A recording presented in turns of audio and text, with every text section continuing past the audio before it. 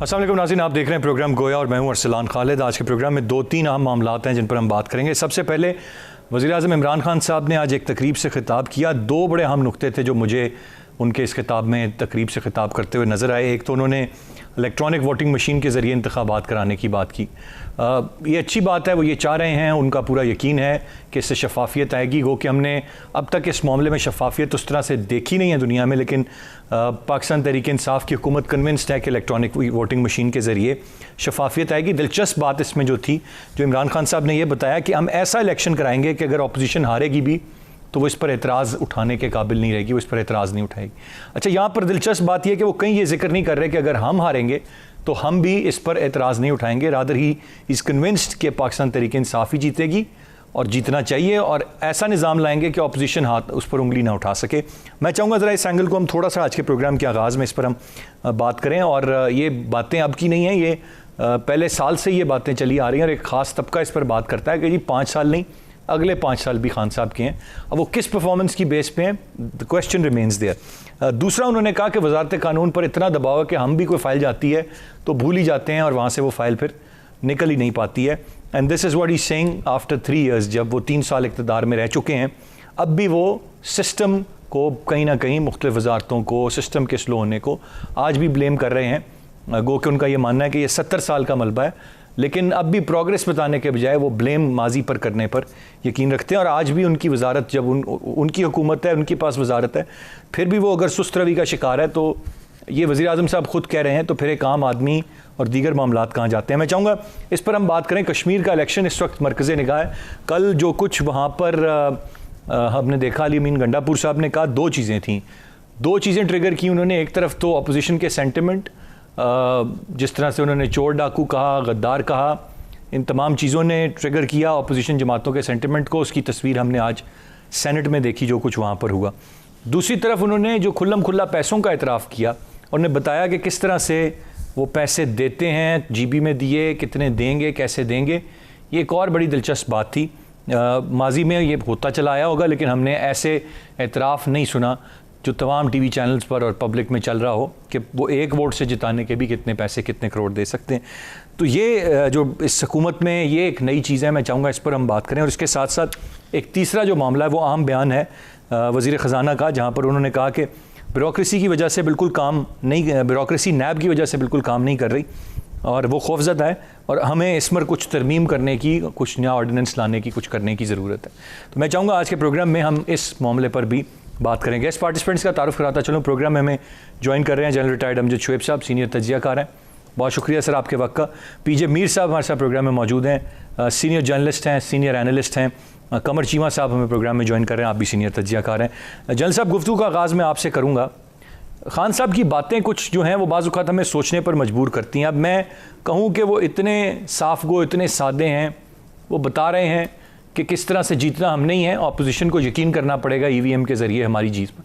फिर वो बता रहे हैं कि वजारत कानून में कोई फ़ाइल जाती है, हम भी भूल जाते हैं। हमारी बेबसी देखो, 3 साल हो गए हमें इक़्तिदार में आए हुए, लेकिन ये काम ऐसे ही है, इसलिए हम इंतखाबी इस्लाहात के बिल को, ये उन्होंने नहीं कहा लेकिन ये कल की खबर कि हम दोबारा से रिविज़िट करने जा रहे हैं, वो वजारत कानून उस तरह से देख ही नहीं सकी। सर, ये है क्या मामला, इसको किस तरह से देखा जाए, पॉजिटिवली देखा जाए, नेगेटिवली देखा जाए? बिस्मिल्लाहिर्रहमानिर्रहीम। देखिए, 2 डिफरेंट इश्यूज हैं। एक इमरान खान का, खान साहब का अपना, उन्होंने अमूमन जो बातचीत वो करते हैं उस पर बहुत ज़्यादा सोच विचार नहीं की होती, लिखी हुई तकरीरें नहीं होती, वो फिलबदी बोलते हैं और उसमें बाज़ औक़ात ऐसी बातें करते हैं जो बहुत ज़्यादा मुनासिब नहीं होती या उनके बारे में बाद में उनको यू टर्न लेना पड़ जाता है। चुनाचे कई दफ़ा तो वो ऐसी बात करते हैं जिसमें कि बहुत ही ज़्यादा मुश्किलात इन्वॉल्व हो, क्योंकि होमवर्क नहीं किया होता उसको पहले से। तो ये तो एक इशू है। और वो कई दफ़ा मजहबी मामला पे बात कर देते हैं, जबकि वो एक मजहबी स्कॉलर नहीं है, तो गलत बात हो जाती है। उस पर कई दफ़ा मजहबी जो हमारी जमातें हैं उन्होंने एहतजाज किए हैं। तो ये मेरा ख्याल है कि एक प्राइम मिनिस्टर को मोहतात होना चाहिए, लूज कैनन की तरह हर वक्त नहीं बात करनी चाहिए। उससे वो बिला वजह अपने लिए भी मुश्किलात पैदा करते हैं और उससे कंट्रोवर्सी भी खड़ी होती है सियासत।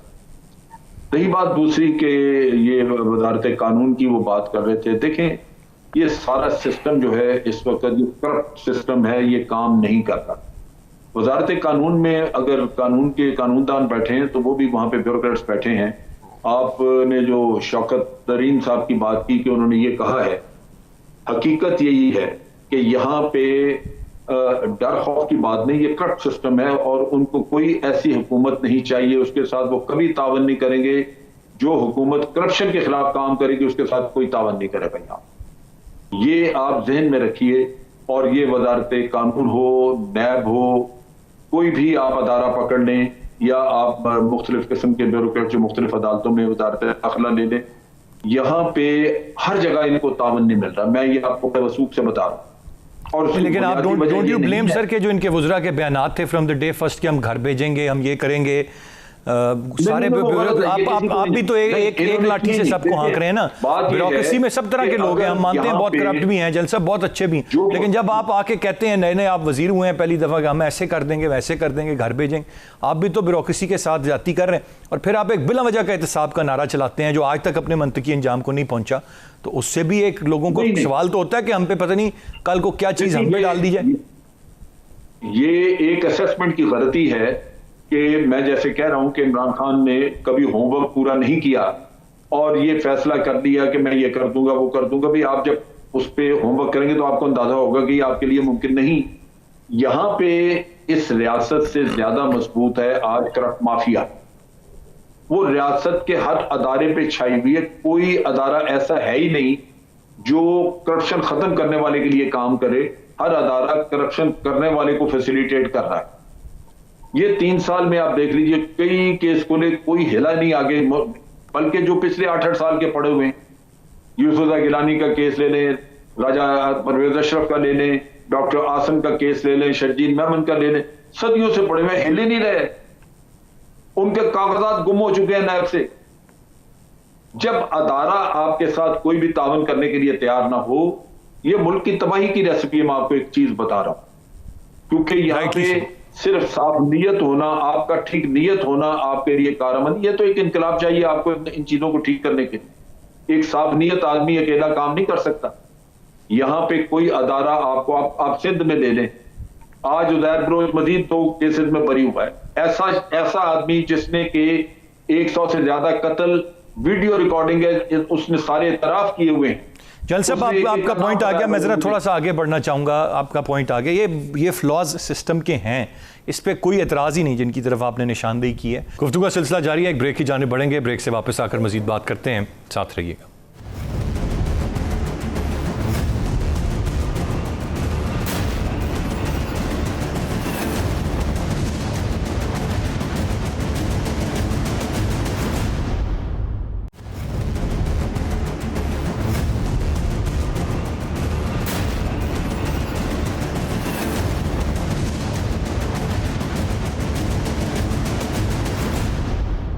जी वेलकम बैक। मैं पीजे मीर साहब आपसे जानना चाहूँगा, पहले लोग ठीक नहीं थे तो हमने कहा नए लोग लेकर आओ, ये काम करेंगे, बेहतर काम करेंगे, बेहतरी आ जाएगी। नए लोग आ गए, नई जमात आ गई, पहली दफ़ा बरसरे। अब हम कह रहे हैं निज़ाम ठीक नहीं है, अब हम नया निज़ाम लेकर आएँ। व्हाट इफ़ के उसके बाद भी हम ना डिलीवर कर पाएँ, नए लोग नए निज़ाम के साथ भी, और नया निज़ाम लाना भी तो कोई आसान बात नहीं है। किस हद तक डूएबल है? देखें, ये जो government with in a government है, पाकिस्तान में 3 गवर्नमेंट्स हैं। एक आपकी ब्यूरोक्रेटिक गवर्नमेंट है, एक पॉलिटिकल गवर्नमेंट है, और एक leaving the army out of it आपकी एक जुडिशल गवर्नमेंट है। ये जो सारी मुसीबत है हमारी, जब आपका एक डिसीजन, अभी जनरल साहब ने बड़ी अच्छी बात की है, यार इतने पुराने केसेस हैं कि आपके पेपर्स गुम हो गए हैं, and you know and we are just waiting for a decision. Why? इस पर डिले क्यों है? Because there is corruption all around. So इस करप्शन को हम कैसे यूज़ करेंगे? देखिए, एक इंटेलेक्चुअल करप्शन है, एक मॉनिटरी आप कह लो करप्शन है हमारे मुल्क के अंदर। हम इसको कैसे ओवरकम करेंगे? मेरी प्राइम मिनिस्टर से खुद बात हुई एक दिन, तो मुझे बता रहे थे कि यार मैं बाहर तो वो नारे लगा रहा था कि जो कि मैं पता नहीं दूध और नदियाँ होंगी, अंदर आए मुझे पता लगा यहाँ भी माफिया बैठा हुआ है। ये माफिया जो है ये हर जगह बैठा हुआ है। Is it that simple? आप क्या नहीं जानते थे कि अंदर माफिया बैठा हुआ है? कि इमरान खान साहब को नहीं था पता अंदर माफिया बैठा हुआ? Is it that simple and it is that easy to believe? No no no no no I don't think Imran probably knew that. देखो ये he's a new kid on the block. He's a new prime minister. His party is a new party. Its party is not a ये pressure groups into a political party बनी है और ये जो लोग अंदर आए हैं ये भी आप कह लो कि adopted हैं and adapted हैं. अब बात आती है कि जब the top man once he gets to know कि व्हाट्स हैपनिंग सिटिंग ऑनलाइन तो फिर उसको पता चलता है कि हो क्या रहा है. इंटरनल्स किसी को नहीं पता. हम तो यहाँ तबसरे कर देंगे, बात कर देंगे. इंटरनल्स जो हैं वो बड़े डेंजरस हैं हमारे. तो बेसिकली ही अंडरस्टैंड्स दैट. अब द क्वेश्चन इज़ कि ऑप्टिमिज्म तो सारों को ऑप्टिमिस्ट होना है कि मैं ये कर दूंगा वो कर दूंगा. कोई रोटी कपड़ा मकान लाता है, कोई येलो कैब लेके आता है, कोई करप्शन ख़त्म करता है. ऑप्टिमिज्म तो हर एक में हम जीत जाएंगे. ये मुझे तो याद है लास्ट कैबिनेट डिनर था शौकत अजीज़ का when he was the prime minister PM house में. We will come back again. सब बैठे हुए थे. ये आज जो गवर्नमेंट में भी हैं सब बैठे हुए थे वहाँ. आ जाएंगे but it doesn't happen. So optimist होना एक अलग बात है. Reality, ground reality is another thing कि आपकी नीचे के आपके जो नीचे जो सिग्नल्स हैं वो क्या आ रहे हैं. So basically we'll have to wait and see के व्हाट हैपन्स. बट बाद में सारे तरक्कियाँ आप कह लो कि ये तकरीरें करेंगे. लेकिन ये जो इंटरनल माफिया है, मैं आपको एक रिकॉर्ड की बात बताता हूँ. अरबाब रहीम साहब थे इधर चीफ मिनिस्टर सिंध. तो मैं उनके दफ्तर गया आफ्टर मीटिंग इशरतुल इबाद. तो उन्होंने कहा यार आपके भी दोस्त हैं, उनको कहो यार फाइलें मूव करें. अरसलान, मैं उनकी शक्ल नहीं देख सकता था, इतनी लंबी पाइल ऑफ फाइल्स उनके टेबल पे पड़ी. मैं कहा अरबाब साहब ये क्या कर रही हैं फाइलें. कहते हैं साईं अगर हम इसको मूव करेंगे तो आपका क्या ख्याल है, नैब हमारे पीछे नहीं आएगी. तो ये एक ऑनगोइंग एक चीज़ है, एक एनिग्मा है. इसको आप रिव्यू करें, रिविजिट करें कि इसको आप ठीक करें, बेहतरी करें. बिल्कुल सही. कमर चीमा साहब, अब बज़ाहिर तो लोग अर्ली इलेक्शंस की 2022 में भी बात कर रहे हैं, बट ज़्यादा वक्त नहीं है, बहुत तेज़ी से वक्त गुजरता है. ये टाइम भी कितना जल्दी गुजर गया और बाकी का वक्त भी गुजर जाएगा. बज़ाहिर ये नज़र आ रहा है कि पीटीआई जब इंतखाबात में जाएगी तो इस नारे के साथ जाएगी कि हम तो बहुत कुछ करना चाहते थे लेकिन इस सिस्टम ने हमें नहीं करने दिया. लेकिन अब हम समझ गए हैं और अब हम समझदार हैं. एक बारी हमें और मिले तो हम बिल्कुल तब्दील करके सब रख देंगे. आप भी ऐसे ही देख रहे हैं या इसके अलावा कोई तस्वीर बनती नज़र आ रही है? मुझे तो फिल वक्त यही नज़र आ रहा है. जी बिल्कुल, इसमें रियलिटी है कि इमरान खान साहब ने कहना है और अवाम के सामने मासूमियत दिखाएंगे अपनी कि देखें मैं आपको, मुझे कोई बताए मैंने कोई करप्शन की है, मैंने प्राइम मिनिस्टर उसके खर्चे कम किए, मैं बाहर गया मैंने ये काम किया. अवाम को इन चीज़ों से गर्ज नहीं है कि आपने कितने खर्चे काम किए. आप खर्चे ज़्यादा करें लेकिन आप साथ डिलीवर करें और साथ पैसा भी पैदा करें ना. आप खर्चे जितने मर्जी हुकूमतें करें, पूरी दुनिया में हुकूमतें खर्चे करती हैं लेकिन वो साथ पैसा भी पैदा करती है. प्रॉब्लम किधर है अरसलान साहब? प्रॉब्लम यह है कि अगर इमरान खान साहब को पता है कि मैंने पावर में आना है तो क्या इमरान खान साहब पाकिस्तान में जब से दूसरी तीसरी दफा बन रहे हैं, पार्लियामेंट में आए हैं, क्या कभी वो किसी कमेटी के हेड बने? क्या उनको पता है कि पार्लियामेंट के अंदर जब कमेटीज काम करती हैं या ब्यूरोक्रेसी से किस तरह एंगेज करते हैं? इमरान खान साहब अपने आप को उसी तरह इमरान खान साहब उसी तरह बिहेव कर रहे हैं जिस तरह नवाज शरीफ साहब बिहेव करते हैं, जिस तरह बाकी बिहेव करते रहे हैं. क्योंकि इमरान खान साहब को तो अपने, वो तो लीडर है, वो समझते हैं मुझे सब कुछ पता है. वो समझते हैं कि मैं जब जाऊंगा तो मैं बात करूंगा, मेरे सारी बात मान लेंगे. ऐसी चीजें नहीं चलती. आप जब तक सिस्टम के अंदर, हमने पूरी इधर पता है आपको कि पीटीआई ने शैडो मिनिस्टर्स बनाए और शोर मच गया. उन्हें क्या दूसरा सानू क्यों नहीं बनाया? दूसरा लड़ पड़ा उसने, जी मुझे क्यों नहीं शैडो मिनिस्टर बनाया? पता ही नहीं था कि शैडो मिनिस्ट्री होती क्या है. तो इतने पावर के ये हंगरी हैं. वो ठीक है, पॉलिटिकल एलीट में ये कॉमन ट्रेट है. लेकिन अरसलान साहब इंपॉर्टेंट चीज ये थी कि इमरान खान साहब को पहले होमवर्क कर लेना चाहिए था. जो उन्होंने होमवर्क नहीं किया, कितने ब्यूरोक्रेसी से किस तरह डील करना है, इनका अपना प्लान बी क्या था, इकोनॉमी की क्या क्या ऑप्शंस हैं, अदारे किस तरह स्ट्रक्चर करने हैं, ये चीजें तो आप 15-20 साल से हमें टॉक शोज में इधर बताते रहे हैं. लेकिन आपके पास पॉलिसी पेपर नहीं थे. अभी तो वो अरबों रुपए आपने पूरी दुनिया से फंडिंग ली. आपको तो 2-3 थिंक टैंक्स बनाने चाहिए थे अपनी जमात के. पाकिस्तान में इस वक्त किसी सियासी जमात के उस तरह थिंक टैंक नहीं है कि वो प्रॉपर्ली बैठ के रिसर्च कर सकें और जब उनकी पावर में उनकी हुकूमत आए और वो थिंक टैंक गवर्नमेंट के अदारों के साथ मिल के जो वो फाइंडिंग्स होती हैं उनको किस हद तक इंप्लीमेंट किया जा सकता है. ये ब्रेनस्टॉर्मिंग, आपने मुल्क चलाना है, कोई कंपनी या कोई दुकान किसी गली मोहल्ले में नहीं चलानी. पूरा 22 करोड़ लोगों को मूव ऑन कराना है आपने. उनको पुराने माइंडसेट से निकालने हैं, गवर्नेंस स्ट्रक्चर, अदारे बेहतर करने हैं। इशरत हुसैन साहब देखें ना, कहाँ नजर आते हैं हमें, कोई पता नहीं वो कहाँ पे हैं। दूसरी बात ये है कि अगर ये इन्होंने पहले काम किए होते, ये चीजें देखी होती, आपके पास देख लें शफकत महमूद साहब भी मौजूद हैं, जिस तरह वो रहे हैं सिविल सर्विस में, उन्होंने अपने साथ तो सिविल डीएमजी के लोग लगा लिए, एजुकेशन का बजट कम हो गया, यूनिवर्सिटियों में ज्यादा इस वक्त मसाइल पाए जा रहे हैं। सो मैं समझता हूं कि ये नारा बिल्कुल नहीं चलने वाला कि हमें सिस्टम ने नहीं चलने दिया और अंदर एक माफिया। बिल्कुल सही चीमा साहब, आपका पॉइंट आ गया। अभी तो क्या कहिए कि पूरे मुल्क में जो लोड शेडिंग की सूरत हाल है और उसके बाद वज़रा टीवी पर बैठकर उससे इनकारी हैं। हर इंसान, इस्लामाबाद कैपिटल पाकिस्तान से लेकर हर जगह हर कोई भुगत रहा है। और अब तो चलें थोड़ा मौसम बेहतर हो गया, उसमें कुछ कमी वाक़ई होगी, लेकिन गुज़िश्ता कुछ दिन पहले तक जो भुगतते रहे और फिर दूर अफ्तादा इलाकों से जो खबरें आती रहीं, कहते हैं जी तरसीलात के निज़ाम में मसला, बिजली सरप्लस है हमारे पास, मसला ही कोई नहीं है। ये जो रवैया है ये थोड़ा सा ज़रा सोचने वाला है। एक ब्रेक की जानिब हम बढ़ते हैं। ब्रेक से वापस आकर ज़रा हम कुछ कश्मीर इलेक्शंस की जो गहमा गहमी है, और क्या अजीब बात है ये भी कि किसी को कश्मीर याद नहीं आता। अब जब वहाँ पर वोट लेना है तो सब वहाँ दौड़े दौड़े जा रहे हैं। कराची से उठ के भी लोग वहाँ पर पहुँचे हुए हैं और ख़िताब कर रहे हैं। मैं चाहूँगा ज़रा इस पर बात करें, साथ रहिए।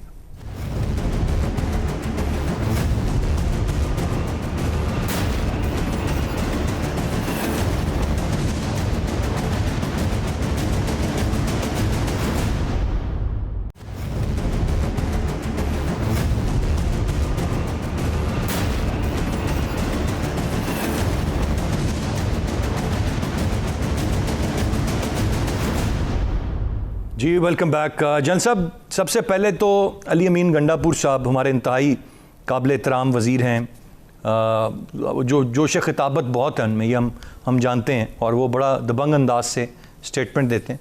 और क्या कहिए, क्या तारीफ़ कीजिए या क्या ना कहिए, पैसे कितने देते हैं ये भी जलसे में बताते हैं, टीवी चैनल्स भी ऑन एयर कर रहे होते हैं। अब मैं उसमें तो जाऊँगा ही नहीं कि कौन गद्दार है। मैं तो बिल्कुल ख़िलाफ़ हूँ गद्दारी के सर्टिफिकेट कोई किसी को कहीं पर भी बांटे या किसी को कोई कुछ भी कहे, लेकिन जो कुछ हो रहा है सर उसे कैसे देखते हैं? बिल्कुल मैं आपसे तो अली अमीन गंडापुर साहब के हवाले से राय लेना चाहूँ। असल में इससे पहले मैं एक जो आप लास्ट पॉइंट डिस्कस कर रहे थे उसमें मैं एक चीज आपको बता दूं, ये पॉसिबल नहीं था पीटीआई के लिए कि वो निज़ाम को तब्दील करने का कुछ करे होमवर्क करने के बावजूद, क्योंकि जो पॉलिटिकल पार्टी सिर्फ 7 वोटों की मेजॉरिटी पे हुकूमत में आती है और वो भी 7 वोट उसके कोलिशन वाले देते हैं, वो कुछ भी नहीं कर सकते। ये कोई कानून नहीं पास करा सकते अपने आप पे। ये जल साहब छोड़ दें, फिर छोड़ दें, फिर कराएं अली इलेक्शंस, आए 2/3 मेजॉरिटी। वो ठीक है, वो बात यह है कि छोड़ देना चाहिए। मेरे ख्याल में तो पहले ही हुकूमत इनको एक्सेप्ट ही नहीं करनी चाहिए थी। जब इनकी मेजॉरिटी वाज़ेह नहीं थी, ये कहते कि कोई और बना ले हुकूमत, हम नहीं बनाते। ये है, आपकी बात दुरुस्त है, मैं बिल्कुल उस चीज को मैं सब्सक्राइब करता हूं। लेकिन असल चीज यही है कि आज ये बेबस लोग हैं, आज ये कुछ नहीं तब्दीली कर सकते क्योंकि इनकी कोई हैसियत नहीं है। पार्लियामेंट में बड़ी मामूली सी मेजॉरिटी है। अच्छा, अब आप बात कर रहे हैं अली अमीन गंडापुर की। मैंने बदकिस्मती कि मैंने शख्स से कभी भी कोई बहुत दूरंदेशी वाली बात नहीं सुनी। ये पार्टी के लिए हजीमत का ही बायस बनते रहे और ये पता नहीं पार्टी ने क्यों इनको फ्रंट लाइन पे रखा हुआ और फिर इनसे क्यों करवाते हैं ये इलेक्शन के लिए कैंपेनिंग, क्योंकि एक आदमी जब जाके कोई इतना उसका कॉन्डक्ट ऐसा है ही नहीं कि वो लोगों को अट्रैक्ट करे, तो क्यों भेजते हैं उसको। ये बदकिस्मती के ये इनके फैसले। लेकिन अब यूं देख लीजिए कि जो कुछ उन्होंने कहा है इस पे तो इसकी एक FIR दर्ज हो जानी चाहिए इसके खिलाफ और सारी तहकीक होनी चाहिए कि जी अहकामात हुए हैं सर, FIR के भी हुए। GB के इलेक्शन जो हुए क्या वो रिग्ड थे, पैसे से करवाए गए, उसकी तहकीक हो जानी चाहिए और इस शख्स को इसके खिलाफ FIR होनी चाहिए। और पार्टी है कि वो जबान को लगाम नहीं इनकी देती है, जो जी चाहते हैं बोल देते हैं। हो सकता है ये गलत कह रहा हो या इसने ऐसी शेफी मारी हो, लेकिन दोनों सूरतों में पार्टी के लिए तो बदनामी का बायस बनाई जाती। और फिर ये जो मकसद कहने का, मैंने जैसे पहले कहा कि मैंने इस शख्स से कभी भी कोई बहुत होशमंदी वाली, कोई सूझबूझ वाली बात नहीं सुनी। आपको याद होगा कि इसी से एक दफा वो बोतल भी बरामद हुई थी जिसका फिर शोर शराबा मचा। वो कहें जी ये शराब है, ये कहें जी नहीं है। ये एक मुतनाज़ा सी शख्सियत बन चुका है, तो इनको एहतियात करनी चाहिए। बहरहाल अफसोस हुआ जो कुछ इन्होंने किया। दूसरे थे जनरल साहब मुराद सईद साहब कल उनके साथ, जनरल साहब कल दूसरे मुराद सईद साहब। वही बात करने लगा हूं कि दूसरी जो पॉलिटिकल पार्टीज है, कश्मीर का इलेक्शन का सबसे बड़ा दुख ये है कि कश्मीर में जाके ये कश्मीरियों की बातें नहीं करता। वो PMLN है, वो सिर्फ इमरान खान को बुरा भला कह रही है। वो बिलावल था तो वो भी यही कुछ करके चला गया। सोचने की बात ये है कि कश्मीरी ये सुनने के लिए बैठे हैं, उनके अपने मसाइल हैं। 5 साल से हुकूमत की है, पहले 5 साल की थी पीपल्स पार्टी ने, अब 5 साल की है हुकूमत नून लीग ने। नून लीग बताए ना कि उनकी क्या अचीवमेंट्स हैं, उन्होंने क्या उसके लिए कश्मीर के लिए क्या काम किया है, कश्मीरियों के लिए क्या किया है। यानी आज़ाद कश्मीर में ही कोई डेवलपमेंट वर्क्स हुए हैं, उनकी बेहतरी के लिए किया, तो चले उसी की बात हो जाए कि हमने ये कुछ किया, आगे भी ये करेंगे, आप हमें ये वोट दें। ये इनकी हमेशा से यही चाल है कि ये वहां जाके पाकिस्तानी सियासत को वहां खेलना शुरू कर देते। मियां साहब का मुझे याद है, जब मियां नवाज शरीफ वहां पे एड्रेस कर रहे थे, अपने लिए कैंपेनिंग कर रहे थे नून लीग के लिए, तो उन्होंने जाके वही रोना शुरू कर दिया। आपका इलेक्टेड वजीर आजम, उसको उन्होंने आके तो इस तरह निकाल दिया, प्राइम मिनिस्टर हाउस की दीवारें फलांग के अंदर आ गए। तो भाई एक दुख उनका नहीं है, ये आपका दुख होगा, आपके दिल के जख्म होंगे वो जो आप वहां बयान करें, लेकिन लोगों को इससे क्या।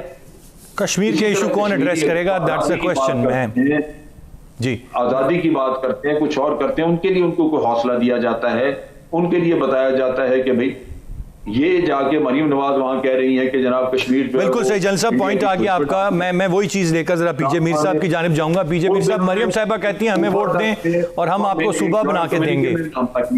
ये बड़ा एक सोचने समझने की बात है, सारों के स्टेक होल्डर होने की बात है।